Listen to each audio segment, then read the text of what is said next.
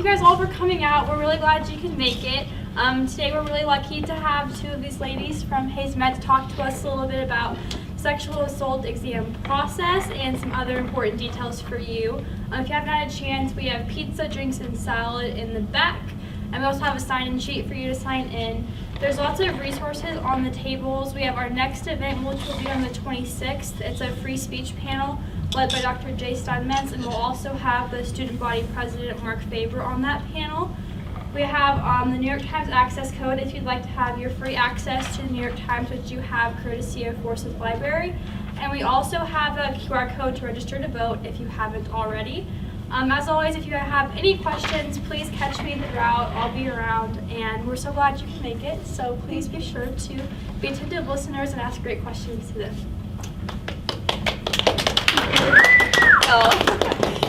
Well, thank you all for coming. My name is Trisha Haskell. I am the Forensic Program Coordinator at Hayes Med. I have with me today Shaley Knickerbocker. I'm Shaley. I am a sexual assault nurse examiner with the same program at Hayes Med. So we're very honored to be here. Our screen isn't, but we are. So I know some in the room, who's students, who's faculty, staff, employed, who's part of the community. Okay, very good. Okay, so we're talking about the sexual assault exam, and why I like to know our audience is because it's tailored very specific to here on campus in Fort Hays.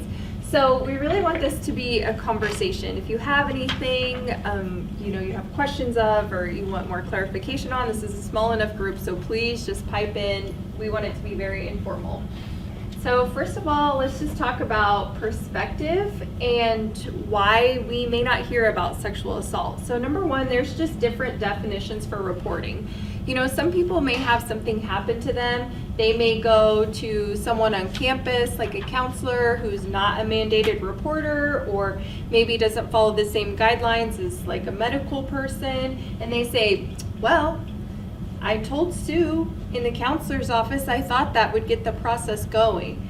So there's just different definitions of reporting, and really probably different perceptions is a better way to say that. And as we all know, we hear it all the time, it's just underreported. A lot of people, there's a lot of emotions and feelings surrounding sexual assault, and so most of the time people aren't going to jump out and say like, hey, this happened to me, I need to tell everybody about it. I always thought this was an interesting statistic that comes out to 3 out of 4 sexual assaults go unreported. So that's a fairly large number out of the grand scheme of things. Also an unwillingness to disclose. A lot of people don't know what that looks like once you do disclose. And so we'll talk a little bit more about that and kind of mandated reporters and their duties as such, and then also as just adults and how you enter the process and kind of what happens. And again, that just reluctance to ask, which again I think just comes into people's perceptions and experiences and just what they know. So here are the numbers and all of that. I won't insult you and read them all to you, but I always think that this is very interesting that in 8 out of 10 cases, the person knew the offender. So I think we have this very perceptual concept of rape or sexual assault, and it's like, oh my gosh, I was walking home and this happened to me. No, most of the times we're finding that it's your intimate partner that you're with, or it's someone that you're close with, that is close to you and has close access to you, and that is crossing boundaries that way.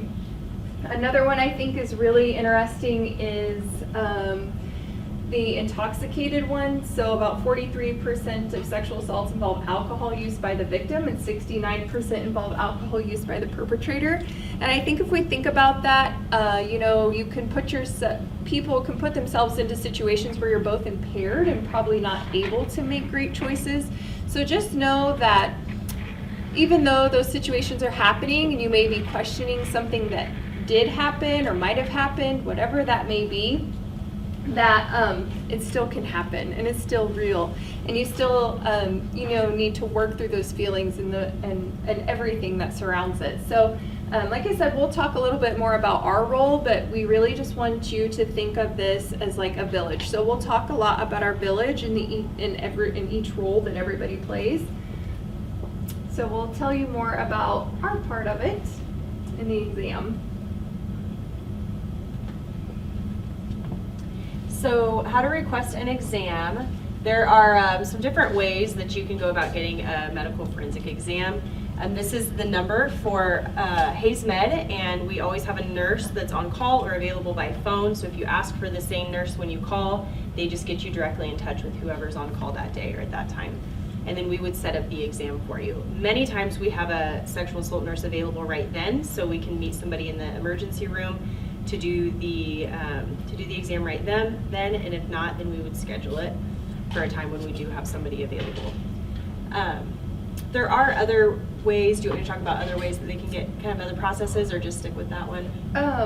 So we also want to mention that there is a statute. So anybody walking into a medical facility is covered by a Kansas statute. They say, hey, this happened to me, I want evidence collected. So say you walk into the emergency room in Timbuktu. In Timbuktu, they don't have a SANE program or a forensic program like that. And they say, well, hey, if you want to travel to Hayes, you can get that done. They say, no, I can't, my schedule, I gotta go to work, gotta get things done, but I want this evidence collected. Those medical providers in Timbuktu are mandated by Kansas statutes, mandated by law to collect evidence. So I wish we would have brought a kit. The Kansas kit comes with literally step-by-step instructions. So it says if you're a medical provider, which is a doctor, a mid-level, which would be like your nurse practitioners or your physician's assistants, or a registered nurse, you are fully trained and able to collect evidence. And that's because you have that step-by-step instruction in the kit. So also know that. I think it's sometimes hard because people come in these acute trauma states and they're like, I need help, and then the people around them who are supposed to know how to help may not know, so knowledge is always good. Yep, that's true. And I think the other piece that I was thinking of is that's not the only way to get an exam. So say you go to law enforcement and you remember something about a sexual assault exam, you can tell law enforcement, I want a SANE exam, and they can get you in touch with us. Say you go to options, which we have here in Hayes, and you say, I want a SANE exam, they can get you in touch with us. So that's our village. Then we talk about different pieces of the puzzle. If you request a SANE exam, everybody should be able to get you in touch with us. You don't have to remember that phone number, but that is handy if you want to call yourself and schedule an exam. So our goal as SANE nurses is always to ensure the health and safety of our patient or the survivor. So we're always going to be wanting to meet the needs of the person in front of us. So sexual assault can affect your physical health. There are injuries and trauma that aren't always visible right away. So some of those things show up during our exam. Some of those things may be more emotional, and we've found that even getting an exam and working with a SANE nurse can help begin that emotional healing process from sexual assault as well. So we always address our medical concerns. That's one of our primary goals. So injuries that may have resulted from the assault, strangulation is something we take very seriously and may require further medical attention. Intoxication, and then mental health. We're also concerned with mental health. So it is our goal before a survivor leaves our presence to ensure that they have a safety plan in place, that they have access to resources that they may want to take advantage of when they leave, which is a lot of times when we'll use our options advocate or our CAC advocate. Just a quick show of hands, who is aware of strangulation and what that is? Yeah, so a lot of people come in and say like choking. So just remember, we understand as a medical community that there is sexual preferences and then there is violence, okay? So, I would hope everybody feels like they are able to say to someone, if we ask you, was anything placed on or around your neck, you don't have to say, well, yeah, but I wanted that part of it. That wouldn't be important. Even if that is a consensual action, there is still damage that can be done to those vessels and the tissues in your neck. And so that is something that us as medical providers take very seriously. So just know that even if that was a consensual action in the whole chain of events, that is of grave medical concern for us. When it comes to our exam, consent is always obtained by us. So we go through written consent, which are all of our hospital consents, our kit consents, but then we also make it very clear to our patient that even throughout the exam, they're free to decline any step of the exam. So we also gain verbal assent to each step of the exam. We would be very clear, there would be no gray, we'd be very clear, this is what I'm about to do, are you okay with that? And we get verbal assent for each step of the exam, because something we never want to do is re-traumatize our patients. And we know that an exam can be, sometimes depending on how long out or what's going on in their mind, it can be difficult to get through an exam for them. And so we don't ever want that to be re-traumatizing. We want it to be part of the healing process. So that's very important for us. We begin with a head-to-toe assessment, just like a nurse would do on in any clinic or on any floor in a hospital. We listen to lungs, heart, belly. We just assess all those good things. And then a big thing that we're looking for is physical injury. So we're going to go head-to-toe looking for bruising, lacerations, abrasions. We'll ask, where did this come from, if you know where it came from. And then we're also going to use something called an alternate light source, which is a source that allows us to sometimes see fluids, just different types of fluids and things that can't be seen with the naked eye on a person's skin. We can't identify exactly what they are, but it guides our evidence collection a little bit, so we can see if there's something fluorescing on a person's arm, we might want to collect evidence there, where we maybe wouldn't have seen that with the naked eye. Then our next part is the detailed genital exam. So this is where we would look at either the male or the female genital organ, and we would collect evidence. We do forensic photography. Again, all of these things have to be assented and consented to. So we do that photography because it helps us, sometimes when we go back and look at our own images, it helps us to identify things in those photos that we weren't able to see in the moment when we were focusing on all of these different elements, but it also helps us to show maybe an investigator or a peer within our group as well, an injury or something that we saw. There's a lot of times when we see an injury or we see something and we want to confirm it with another sane nurse and make sure that that's what we saw, because we make very detailed documentation about everything that we see in our exam. We also offer a speculum exam. If you've ever had like a female yearly pap smear, that's what they would do, is they would insert a speculum so that we can get good visual of the vaginal walls and the cervix. So we offer that as well. We do have a lot of people that will consent and assent to the vaginal exam, but when we get to the speculum exam, they'll decline for various reasons, and that's okay. We always have to make sure we have assent for every step.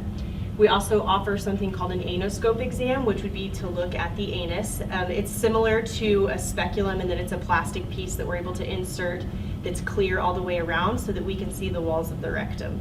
So that allows us to look for anal injury as well. And then we do photo documentation throughout the whole process. So the whole time we're taking photos and making sure that we have consent for those photos.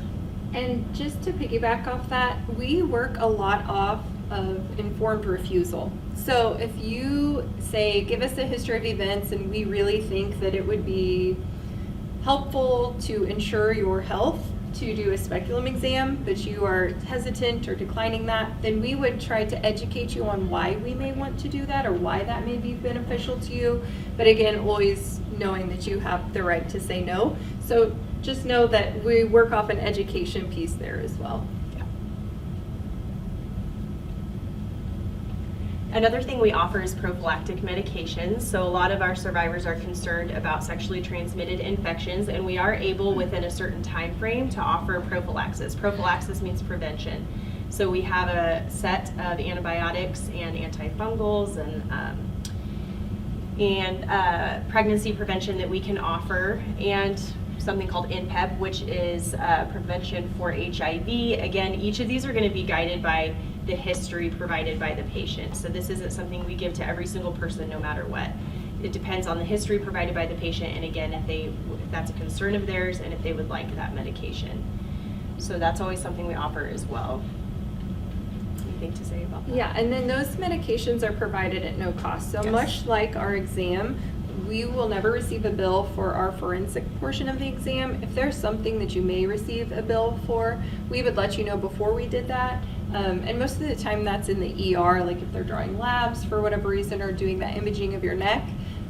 So again, we would just try to educate, give you all the information that we can up front, but medications are provided at no cost. And again, they are, what do I want to say? We go by the CDC guidelines.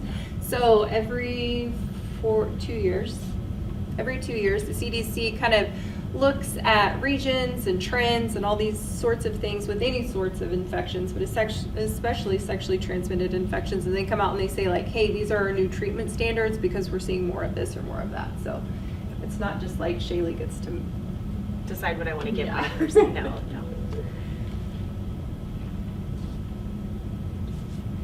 When it comes to reporting, we are mandated reporters, so there are certain situations where we do have to make a report.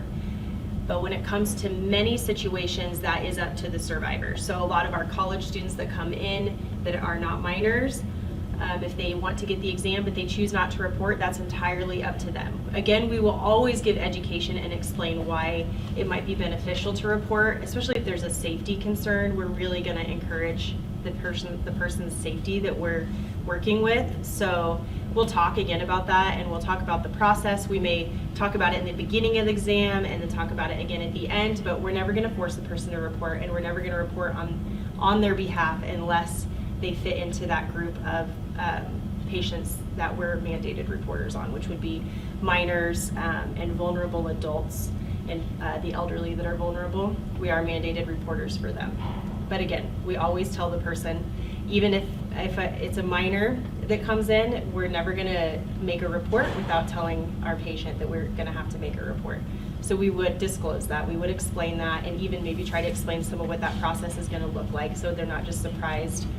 And because we want to maintain transparency and trust with our patients, so we don't want them to be caught off guard by anything as well. So we have, Sorry. did you want me to talk about that? No, this, yeah. That one, okay. So we do have 3 different types of kits. Typically, if we get a sexual assault, what we would be collecting is that sexual assault evidence collection kit. There is a time frame, we say about 5 days. Within that time frame is when we can collect that evidence. There are sometimes extenuating circumstances where we'll use our best judgment to decide if we should collect evidence after that. But that kit would be collected within a sexual assault. And then if there's concern that there may have been drugs or alcohol used to facilitate the assault, we would also collect a drug facilitated sexual assault kit, which would be urine and blood. Those also have to be done within a certain time frame, which in my mind is one of the reasons I just want people to be so comfortable with being able to walk into the ER, even if they maybe consented to a few drinks last night at the bar, but then they don't remember anything afterward and they're not sure if something happened to them. I would just want college students or any adult to feel comfortable walking into an ER and saying, I think something may have happened, because we have such a short amount of time that we can collect some of that drug and alcohol evidence. So if the more people know and the sooner they get in there so that we can collect the blood and urine, the better results we get to know if they were given something. These kits are provided at no cost, like Trisha said. So kind of some things I mentioned, considerations for collecting evidence. It's always going to be guided by a person's history. So whatever they report happened during the assault, or even with that alternate light source, if we see sources that we need to swab, that will guide our evidence. We have up to 5 days to collect those kits. We try to collect them as soon as possible and regardless of post-assault activities. So, we hear a lot of people say, well, I already showered. We're going to collect a kit regardless of that, even if it's within that 5 days. So we're clear about the things that were done post-assault within our kit. There's a sheet where we mark those things that were done post-assault, like brushing teeth, showering, changing clothes, things like that. But we still want to get that evidence because there is still evidence that is pretty hardy, like saliva, that will last for a while even if you've showered. Evidence collection beyond 120 hours, that can happen. Kind of like I mentioned earlier, there are certain extenuating circumstances where we would go ahead and do that. So we just use our judgment. A lot of times we kind of would phone a friend, and I would at least. I always typically phone Trisha and say, what do you think? Should I go ahead and get evidence? So we're going to just use our best judgment because we want the best outcome for our patient. Just knowing that in all of this, I had a situation one time where someone had come in, been out drinking the night before, didn't remember a thing, really thought that something had happened to them. They say, all I want is just to make sure that I wasn't slipped anything in my drink. Okay, so I talked to them about our entire process, and all we ended up doing is collecting urine and drawing blood, and that was reported to law enforcement, and that was sent off to the lab, and that was the only thing that was done. So, you know, again, it is that piece, like it is still their exam, our patient's exam, so whatever they do or don't want done is fine. We're just going to always encourage, you know, that health and safety piece of it as much as we can. Another thing that we are able to do within our program is we are able to see, I'm going to talk in terms of like suspects, perpetrators, people that may commit crimes or cross boundaries or however we want to look at that.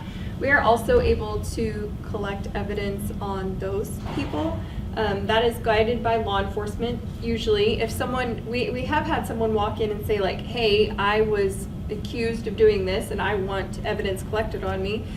We always have to get law enforcement involved at that point just because of the process past that. So again, we treat them just like our patients regardless. The only difference is we're not going to sit down and really ask them what happened and work on that mental health side of things. If they need that help, they usually have to get that through law enforcement, or we can call options to help them as well, but that's usually just not the charge. We usually let law enforcement handle that. They have their own processes in place to help with that.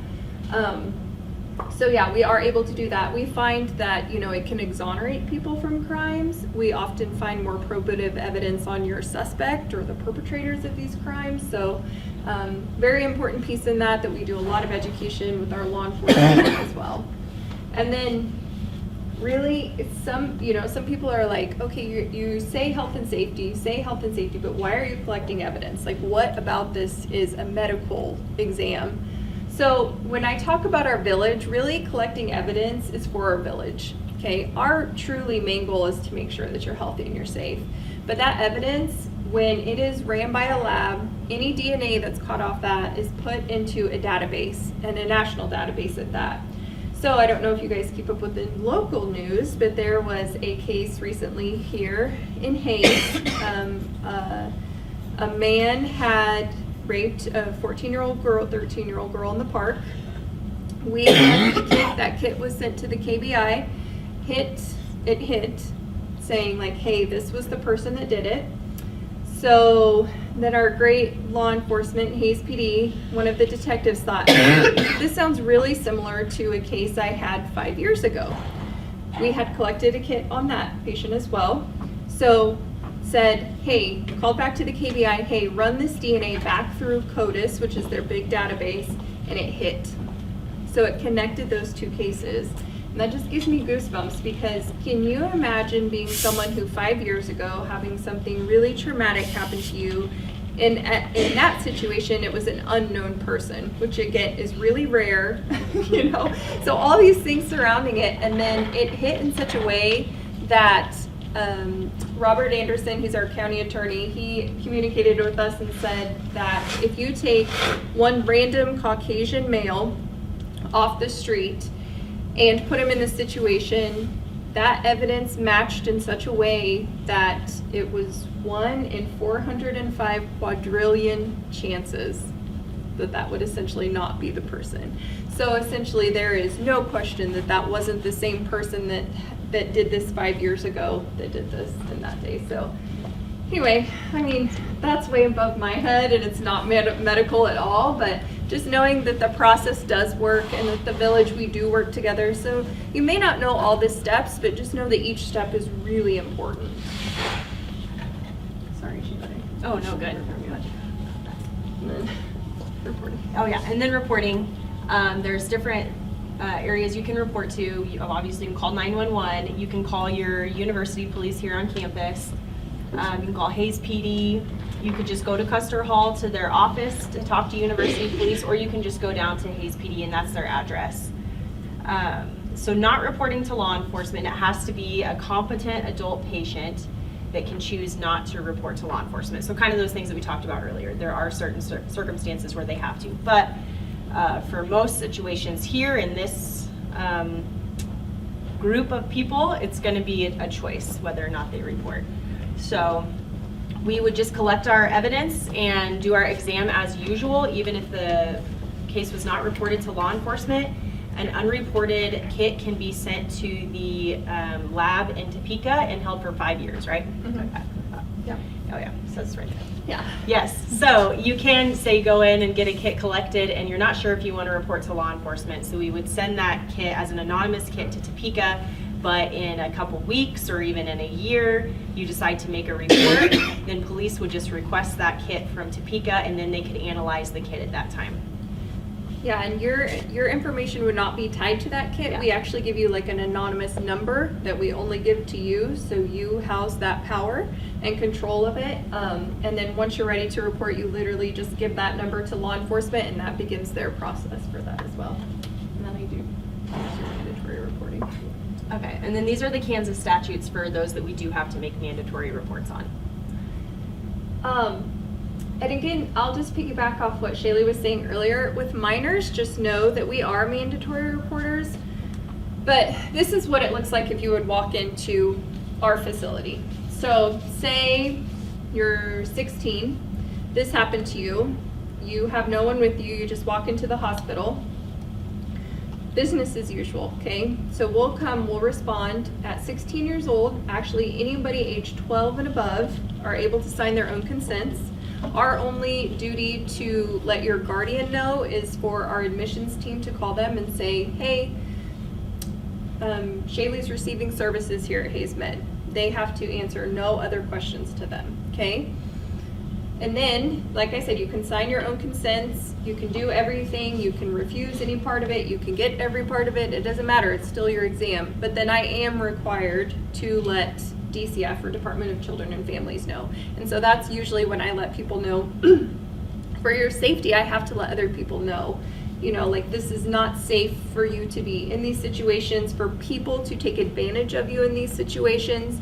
You know, much like that case I told you about, that was a serial rapist, a serial offender who targeted that age range.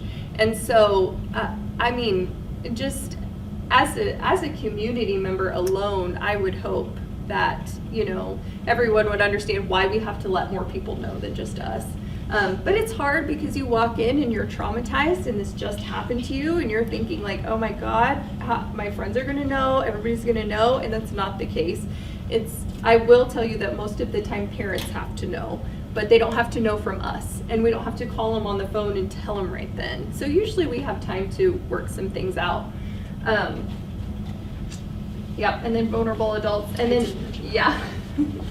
Also, crimes against public safety, which I think is very obvious. Any bullet, gunshot wound, an ice pick is in there. Yes, it is. So that statute. Yeah. Okay. So now, just know that this is the very unique thing if you are a college student. And this is kind of like a built-in support system. So if you are assaulted, and I have experts over here from the Title IX committee, so correct me if I'm wrong, but if you are assaulted, basically in any place that has anything to do with Fort Hays State University, you are covered by a certain set of rights, and that is Title IX. Even if that didn't happen on campus, you are still covered by those rights when you come back to school or you come back to classes or whatever that looks like. So again, I will not insult you guys and I will not read you word for word, but just know that your Title IX policy encompasses a lot of things. So sexual violence, which is obvious, sexual harassment, threatening or causing physical harm, any discrimination, hazing, which is much like bullying, or violence between those in an intimate partner or relationship. I think that's also very important because remember my statistic where it's like 8 out of 10 people knew the offender. So just know that even if you're in a relationship and this is happening to you, you still have some built-in safe holds within your campus to help you break free of those situations. And that's the most important thing, because I will tell you, outside of these spaces, they're not built in. The world doesn't work like that, unfortunately. I wish it did. So it's always really great to take advantage of that now, and while you feel empowered to do so and you have the support behind you. And then again, I think stalking and retaliation were added to that, which I think is just very, very important, because we know that the whole situation is surrounded by power and control. Provisions to that were made in 2020. So again, it's built into your policy, so we kind of went over all those things. Some important things are, it would be obvious that they would have to respond promptly if you reported a concern. You cannot be asked about your prior sexual acts, which is just in line with the judicial system in anyway. You never have to come face to face with your offender.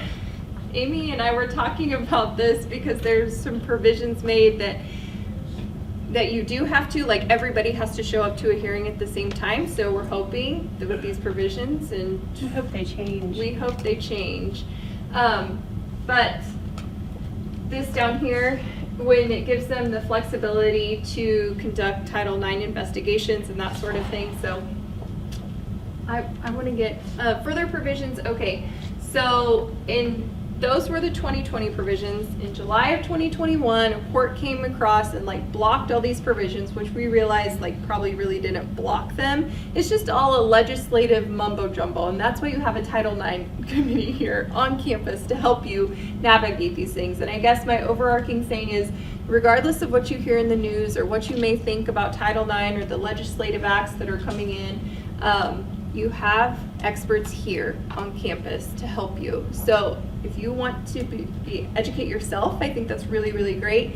But just know that you have people that is literally their charge here on campus, is to help you with navigate those types of things. So, and then there are new changes to Title IX to be announced this month. Not changes, but I guess it's really just proposed changes. So we should know about those this month too. One thing I want to add is, as the Title IX coordinator, I am not a mandated reporter. So if something happens to you or a friend, you have the right to understand what would be in front of you before you have to go through the rest of the process. There would be a lot of conversations and making sure you have supportive services and whatever else you may need before we go down the investigation piece. And it's up to the victim to decide whether they want an investigation or not. In most instances, 90% of instances. Amy, can you, I pulled this directly off your website here. So I know that Dr. Clounch is She is no longer, so it all changed. Okay. And it Educate us. Yeah. So I am the Title IX coordinator. And that's part of my compliance officer duties. Dr. Clounch is our decision maker. She is the hearing officer for all Title IX and student conduct cases. So that's where, and that specifically changed because of the guidance that came out in 2020. And it, and we know there's new, so we haven't totally kept our website up to date, to be honest. I can understand Yeah. why. Yes. New administration does that to you. Yes. Okay, so very good. Amy Schaefer, this is her contact information. That's who you'd want to go to. Dr. Clounch sounds like it's going to help you on down the road. Yeah. Okay. She's the decision maker. Okay, decision maker. Okay. I don't know. I'm just clicking away. Don't mind me. Okay, any questions? Any questions about anything so far? Yes. I provide counseling services here, and just had a couple of questions for you that I frequently get. Mm-hmm. So if someone does choose to have the exam done and they have the pictures taken, Yes. how does that process happen as far as them given like to the police or court, or how are those stored and how does that process work? Great question. Well, our photos are stored, what would you call it? On a hard drive or? Yeah, so we use SDFI, which Yeah. is Scientific Digital Forensic Imaging, and they have a whole system, essentially. It's encrypted, it's like, I don't know what level of encryption, but it's super encrypted, super Serious. secure, super serious. We If can't it- even get in your yes. computer because of it. I was gonna say, if it gives you any hint, even our IT guys are sometimes like, I can't do get anything, into I it. can't get into it. So we have to go, so even HaysMed IT, it's not a part of their medical record. So if a doctor for something else opens up their medical record, those photos aren't gonna be there for them to see. And then when it comes to giving them to law enforcement has to request those specifically before we'll send those. So we might send our report, we will send our report if it's reported to law enforcement. But if they want the photos, they request those specifically. And many times, law enforcement will not request the photos. I think for a couple reasons. One, because we do describe them so vividly in our narrative that they really don't need to see them. But secondly, unless you're trained to look at these genital photos, they don't know what they're looking at anyway a lot of times. So honestly, there's not a whole lot of cases where they request to see them. So most of the time, the photos we take are going to be kept on this secure location, and the only people that ever see them are going to be like us SANE nurses. We do peer review all our charts, so if I do the exam, one other SANE nurse will look at the photos as well, because they're going to look at those and make sure I didn't miss anything. But other than that, most times there's not anybody else that sees them. And where they're stored is like, I wish I could take you guys up to our space. So our space is actually on the progressive care unit, so very unsuspected for it to be up there. It is a locked unit, so it only has badge access to that space, and only 10 of us have badge access.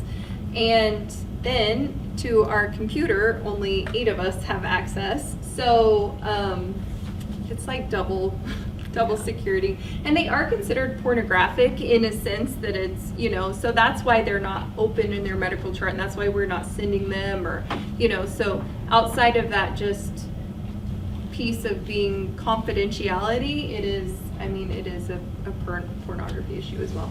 So, great question. Did that answer it? Yes, and I just had one other. Yes. So if someone walks into the emergency room and they want to report an assault, what's the financial implications as far as like if somebody just walked in there and then maybe they changed their mind or they're just kind of trying to decide what to do they get charged? How does that work with the exam, and if you just walk into the ER for in general, what that's going to cost someone? No cost. Free of charge. Yeah, that they're not going to get that exam bill, or they're not going to get that emergency room bill. They never get an emergency room bill. Not for those, they wouldn't. And they're not going to get any bill from us. No. Again, she kind of mentioned earlier, the only thing they would maybe be billed for is like if we get a strangulation case that does come in the ER, we're going to tell them before we even bring in that doctor and do that imaging, we're going to tell them we would recommend that you see the emergency room doctor and get some imaging done to make sure that there's not damage. But again, we'd give them that opportunity to say, yeah, I want to do that. Most of the time, I think all the time so far in my experience, they agree to that because it's like feels like a life or death situation, or could be a life or death situation. So in those cases, they would maybe get a bill for that CT or for that, the doctor seeing them at that time. They would for that time, right? Does the doctor see them? I guess I don't know for sure. Yeah, so what that looks like, if you do receive a bill from HaysMed for anything, the state of Kansas has this really great program called Crime Victims Compensation. And so you can submit any charges, anything you might have missed work, any wages you may have missed. Say they took your favorite shirt and it was $20 and that's a lot to you. Any medical bill, any if you had to transport there. Literally Crime Victims Compensation will pay for any charge that you receive, any bill that you receive, or any miss out of money or anything you can think of surrounding this incident.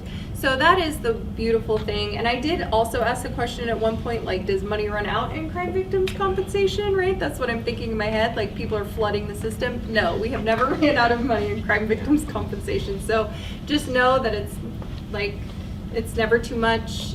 that's what we lean on, options to help us with that, but we can also help with that. I helped someone with that the other day, and it's really straightforward. So just know that that's always an option if they do receive a bill as well. But as far as that goes, no, if they walk into the emergency room, even if they speak with us and we say, hey, we just want the doctor to speak with you, it's still all just considered like a consult, let's call it.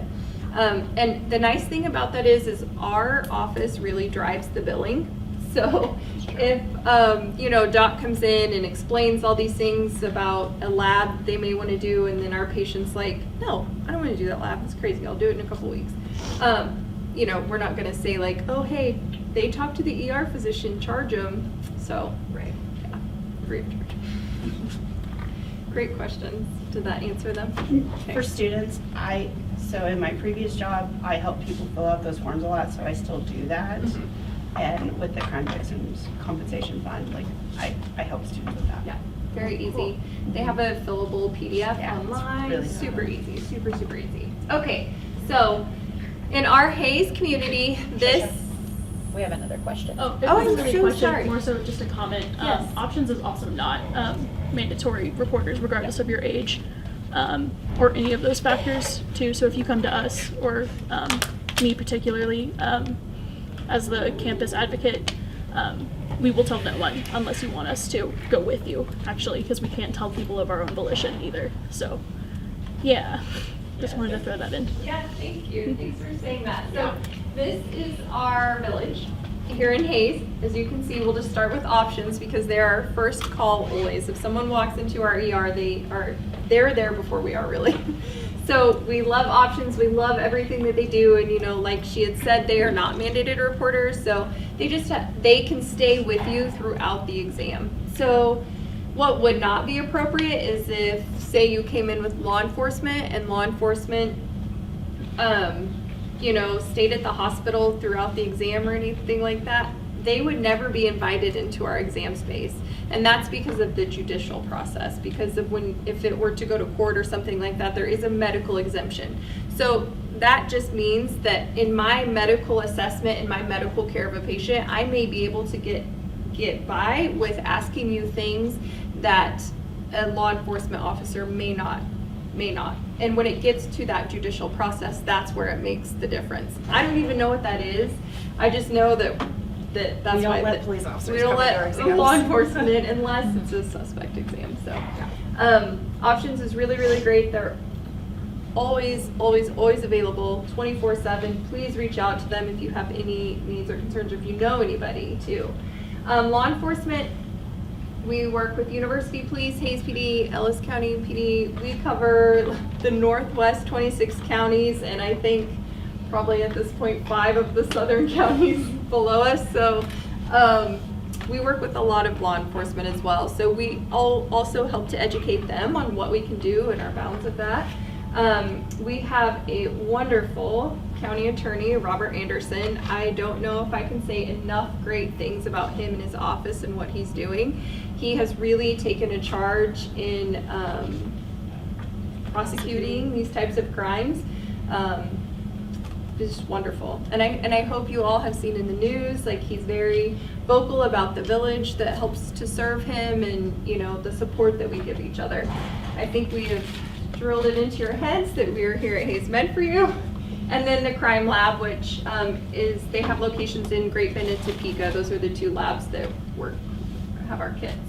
Okay, so this is where I want you guys to give me some feedback.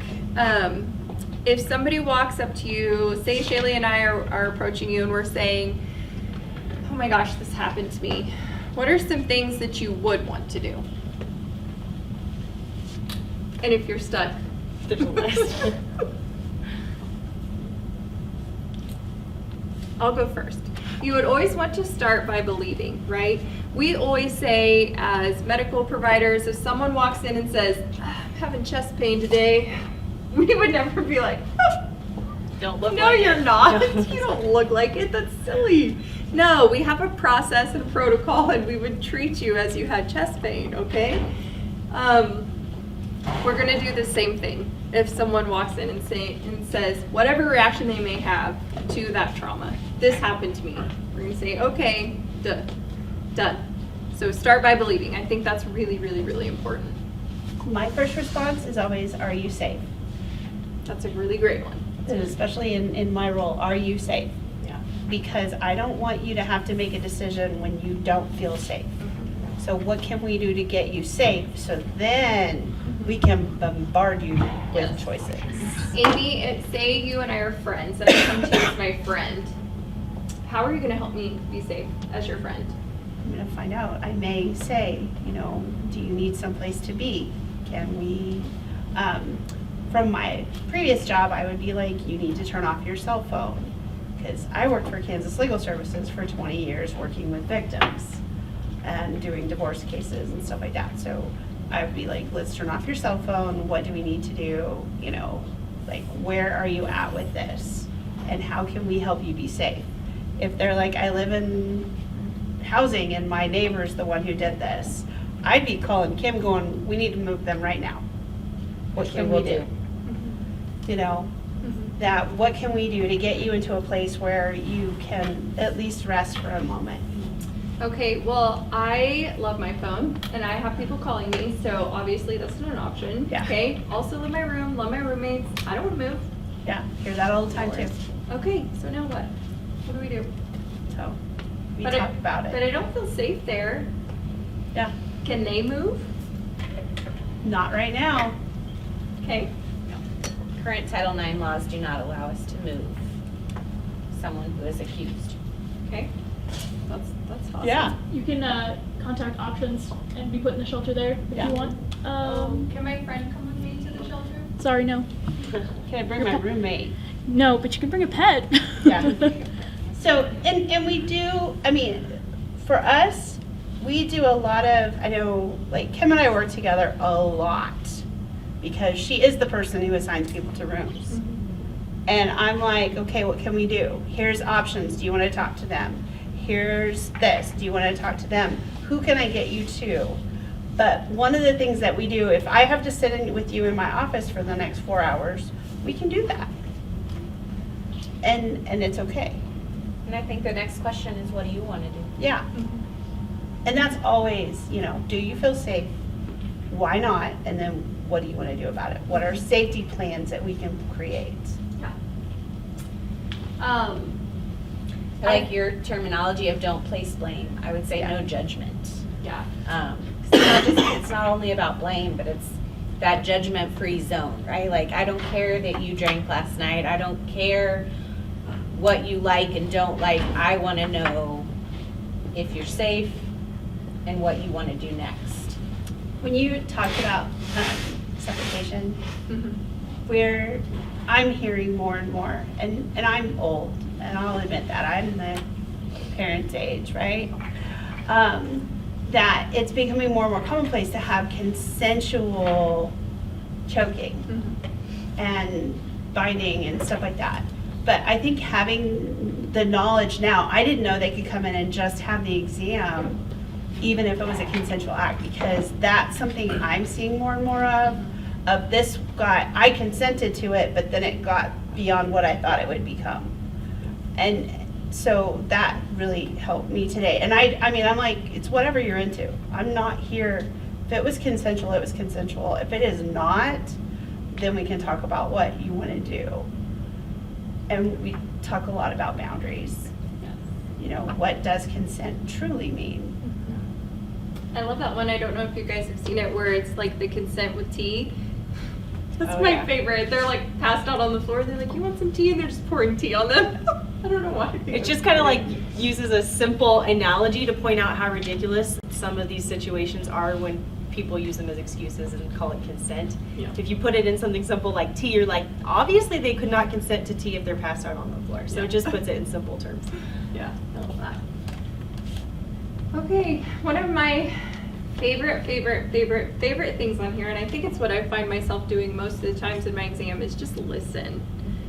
Listen. There may be a friend that comes to you and they don't want to go to talk to anybody. Gina, they don't want to go talk to Kim. They don't want to go talk to Shaley. They don't want to come talk to Trisha. Just listen. Because really, really, really, at the end of the day, if you're respecting their privacy and doing all this stuff, that is so much more support than anything else. And just know that your experience doesn't have to be their experience. I also think that's very important. Like, well, if I were you, I'd be so mad, and this is what I would do. Well, everybody responds differently, so just I always love to say meet people where they're at. I'm studying for the exam for this right now, and I was actually just studying last night about statistics related to how people heal and the incidence of suicide after sexual assault from people who are believed after sexual assault and people who are not believed. And there's a huge difference. People who are believed after sexual assault have such a lower risk of suicide than those who are not believed, which I had no idea until I started studying that there was such a correlation between just believing somebody. So, you know, really just shutting your mouth and saying, I'm here for you. No matter what you think, no matter what your judgment is, I can really make a huge impact on a person's entire life. Okay. Yes. So you said that you're studying for that exam right now. So what is the process like to go from just being a registered nurse to being a full sane nurse? That's a good question. Are you going to nursing school? No, I'm just Okay. curious. Well, yeah, you go to nursing school first, and then you Change your major. There's a pretty significant list of requirements or like steps we take to start practicing as a sane nurse. So we do a 40-hour adult adolescent course, and then we have to get a certain number of exams that are proctored by a sane nurse before we can start doing them on our own.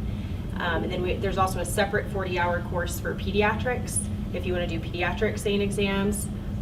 We have a lot of certifications that we have to have. So like, I don't know if any of these would sound familiar, but PALS, ACLS, what's the one I'm thinking of? Emergency, ENPC. So a lot of the same ones that like ER nurses, trauma nurses have to have. We take a lot of those certifications.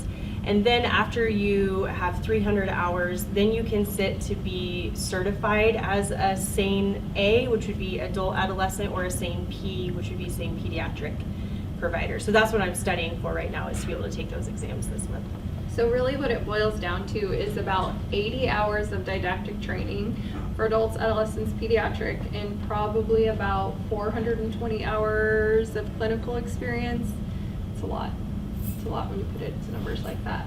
So very specialized, very trained up. Well, it's something you never want to be fortunate in having. We are very fortunate to have this program at Hayes Med. We have an amazing program that is well respected, and they do a great job. Thank you. We appreciate that. We feel very supported by our community, and we also are extremely supported by our administration, which is not the norm. So we are very thankful for support. Anything else you guys have? Okay. Well, thank you again for coming. Yeah, thank you. There is still so much pizza, so please. Like